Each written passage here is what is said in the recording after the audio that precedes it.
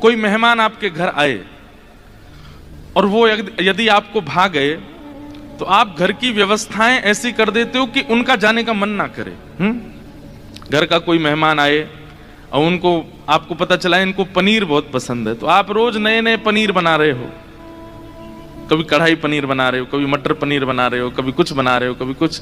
अब वो व्यक्ति इतना प्रसन्न हो गया आपसे। अच्छा, दूसरा उसको कॉफी बहुत अच्छी, तो रोज कॉफी बना रहे हो। तो जब वो व्यक्ति जाने लगता है ना, तो उसको फिर वो कहता है कि भाई हमारा मन नहीं कर रहा है, इतना आनंद इतना सुख तुमने दिया कि ऐसा लगता है कि यहीं बस जाएं, यहीं रह जाएं। लेकिन ठाकुर जी के साथ ये लीलाएं आप क्यों नहीं करते? आपके घर में ठाकुर जी की सेवा विराज रही है तो घर वृंदावन बनना चाहिए। कैसा वृंदावन? बोले प्रिया लाल को लाड लड़ावत सब विधि पूर्ण काम। फिर घर में जो कुछ भी हो, वो जैसे पुत्र की इच्छा, पुत्री की इच्छा, पति की इच्छा, पत्नी की इच्छा, दादा की इच्छा, दादी की इच्छा, ये सब तब तक थी जब तक ठाकुर जी नहीं आए। ठाकुर जी के आने के बाद अब उनकी इच्छा, और उनकी इच्छा में सब राजी रहो।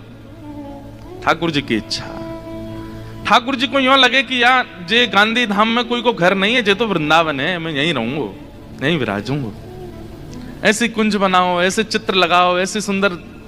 हम एक बार मैं कह रहा था ना कथा में कि मैं इतने घरों में गया, पर जिन घरों में जाकर के ये लगता है कि ये जो लाए हैं उन्हीं का घर है, वहां ठाकुर जी नहीं विराजते। जहां घरों में प्रवेश करके ऐसा लगता है कि बाकी सब तो किराए पर रह रहे हैं, ठाकुर जी यहाँ के मालिक हैं, ये घर तो ठाकुर जी को है। अब लोग बाग अपने घरों का नाम तो रख दें, वृंदा विलास, श्री जी निकुंज आदि आदि, लेकिन घर में प्रवेश करके क्या पता चलता है कि नाम मात्र केवल था, और वो भी उसके भी स्वार्थ था पीछे, कि नाम ऐसा इसलिए रखा कि हमारे घर पे कोई आपत्ति नहीं आवे। नाम भी शुभ इसलिए रखते हैं कि कोई विपत्ति हमारे घर के ऊपर ना आवे, ठाकुर जी के नाम से संबंधी रखो। गूगल पे सर्च करते हैं घर का नाम क्या होना चाहिए, बताओ।